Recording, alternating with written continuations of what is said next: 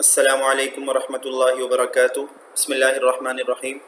عزیز طلبہ، ہمارا اسلامیات کا چیپٹر 4 جس کا عنوان ہے تعارف قرآن و حدیث، اس کی آج ہم نے ہیڈنگ پڑھنی ہے حدیث کی حفاظت۔ ٹھیک ہے، آئیے شروع کرتے ہیں۔ قرآن مجید جو دین کی تمام بنیادی تعلیمات پر مشتمل اور جملہ عقائد و احکام کے متعلق کلی ہدایات کا حامل ہے۔ ٹھیک ہے، امید ہے آپ کو یہ جملہ سمجھ میں آ گیا ہوگا، لیکن میں پھر بھی تھوڑا سا آپ کو بتا دیتا ہوں کہ قرآن مجید جو ہے یہ قرآن مجید جو کہ تمام بنیادی تعلیمات پر، دین کی تمام بنیادی جو ضروری تعلیمات ہیں ان پر مشتمل ہے، اور جملہ عقائد یعنی تمام عقائد و احکام کے متعلق کلی ہدایات کا حامل ہے۔ کلی یعنی تمام ہدایات کو لیے ہوئے ہے۔ اس کا ہر لفظ لوگوں نے زبانی یاد کیا۔ آپ کو معلوم ہے کہ جو ایک حافظ قرآن ہوتا ہے اس کو قرآن مجید شروع سے لے کر آخر تک ایک حرف بھی چھوڑے بغیر اس کو سارا یاد ہوتا ہے، تو اس کا ہر لفظ لوگوں نے زبانی یاد کیا۔ لوگوں میں سے کون لوگ مراد ہیں؟ جو حافظ ہیں۔ مزید احتیاط کے لیے معتبر کاتبوں سے خود رسول اللہ صلی اللہ علیہ وسلم نے اس کو لکھوا لیا۔ معتبر جن پر اعتبار کیا جا سکے، ظاہر ہے وہ صحابہ کرام تھے، اور ان سے بڑا معتبر کون ہو سکتا ہے۔ حدیث شریف جو شرع اسلامی کی تمام اعتقادی اور عملی تفصیلات پر حاوی ہے۔ حدیث شریف جو شرع اسلامی شرع جو ہے، اسلامی شریعت کی تمام اعتقادی یعنی وہ احکام جو اعتقاد سے، عقیدے سے متعلق ہیں، اور عملی اور وہ احکام جو عمل سے کیا ہے متعلق ہیں، تو تمام اعتقادی اور عملی تفصیلات پر حاوی ہے۔ ٹھیک ہے، اس پر بھاری ہے، اس کا احاطہ کیے ہوئے ہے۔ اس کا قولی حصہ صحابہ کرام نے اپنی قومی عادت اور رواج کے مطابق اس سے بھی زیادہ اہتمام کے ساتھ اپنے حافظے میں رکھا۔ ٹھیک ہے، تو جس طرح قرآن مجید کی یعنی حفاظت کی گئی، اسی طرح حدیث کی بھی اللہ پاک نے حفاظت کرائی۔ کس سے کرائی؟ صحابہ کرام سے کرائی۔ کس طرح کی؟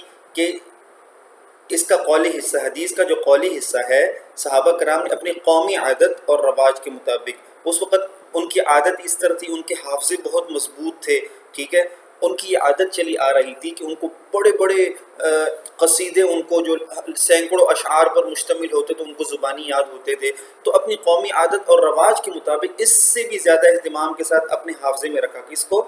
حدیث کو۔ آپ صلی اللہ علیہ وسلم کی ایک ایک بات کو انہوں نے اپنے حافظے کا حصہ بنایا، کہ جس اہتمام کے ساتھ وہ اس سے پہلے اپنے خطیبوں کے خطبے، شاعروں کے قصیدے اور حکماء کے مقولے یاد رکھا کرتے تھے، اور اس کے عملی حصے کے مطابق فوراً عمل کرنا شروع کر دیا گیا۔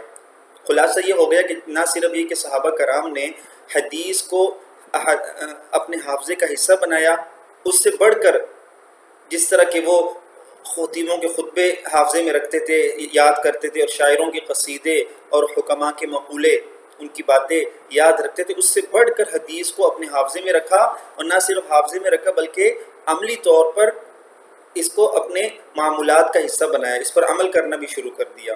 ٹھیک ہے، کیونکہ ہمارا سارا دین تو ہے ہی کیا؟ پریکٹیکل۔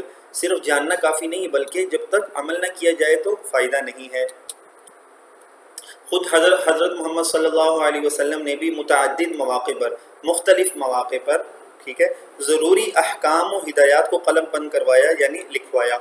جو ضروری احکام اور ہدایات تھی حدیث کی شکل میں، آپ نے ان کو بھی صحابہ کرام سے قلم بند کرایا۔ ان تحریروں اور نوشتوں کا ذکر، نوشتوں کا مطلب بھی کیا ہے؟ یعنی لکھی ہوئی صفحے ہو گئے، لکھی ہوئی چیزیں ہو گئی۔ ان تحریروں اور نوشتوں کا ذکر معتبر کتب حدیث میں محفوظ ہے۔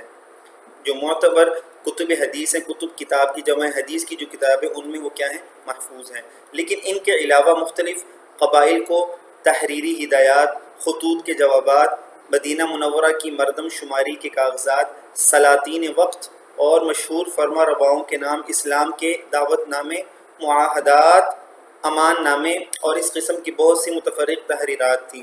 ٹھیک ہے، اس قسم کی بہت سی متفرق تحریرات تھیں۔ یہ چیزیں یعنی آپ صلی اللہ علیہ وسلم نے جو چیزیں لکھوائی ہیں وہ ان صورتوں میں تھیں۔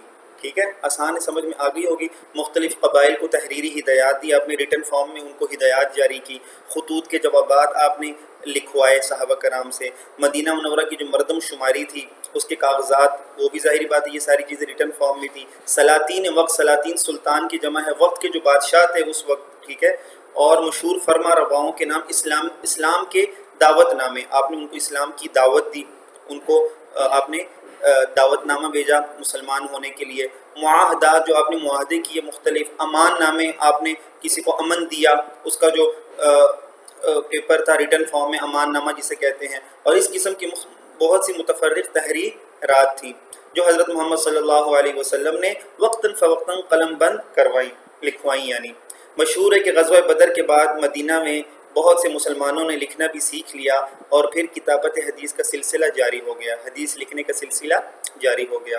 اگرچہ عرب کی قوم اسلام سے پہلے ان پڑھ تھی اور ان میں کسی قسم کا تعلیم کا رواج نہ تھا، ٹھیک ہے، رواج نہیں تھا، یعنی عادت نہیں تھی، عرف نہیں تھا لکھنے پڑھنے کا، لیکن ایمان اور اسلام کی بدولت صحابہ میں یہ شوق پیدا ہو گیا، رضی اللہ تعالی عنہم میں یہ شوق پیدا ہو گیا، اور ان میں بہت سے حضرات ایسے تھے کہ وہ حضرت محمد صلی اللہ علیہ وسلم کی زبان مبارک سے جو کچھ سنتے تھے حفظ کرنے کے ارادے سے قلم بند کر لیتے تھے۔ کچھ صحابہ کرام کیا تھے، نہ صرف یہ کہ زبانی یاد کرتے تھے بلکہ اس کو قلم بند بھی کر لیتے تھے، احادیث یعنی وہ لکھ لیتے تھے۔ اس سے معلوم ہوتا ہے کہ حضرات صحابہ حضرت محمد صلی اللہ علیہ وسلم کی احادیث کو یاد کرنے اور جمع کرنے کا کس قدر اہتمام فرماتے تھے، ٹھیک ہے۔ ان کے پیش نظر حضور صلی اللہ علیہ وسلم کا یہ ارشاد رہا، کون سا ارشاد؟ اللہ تعالیٰ اس شخص کو خوش و خرم رکھے، یعنی تر و تازہ رکھے، خوش رکھے، جس نے میری حدیث کو سنا اور پھر اس کو یاد کیا اور پھر اسی طرح آگے پہنچایا جس طرح کہ سنا تھا، یعنی اس میں کوئی کمی بیشی نہیں کی، جس طرح مجھ سے سنا ویسے ہی آگے پہنچا دیا۔ تو یہ آپ صلی اللہ علیہ وسلم نے دعا دی ہے حدیث لکھنے والا، ٹھیک ہے، یاد کرنے والا اور پھر اس کو آگے پہنچانے والے کے لیے، تو یہ چیز ان کے پیش نظر تھی، اس وجہ سے انہوں نے حدیث کو یاد بھی کیا اور آگے پہنچایا بھی اور عمل بھی کیا انہوں نے۔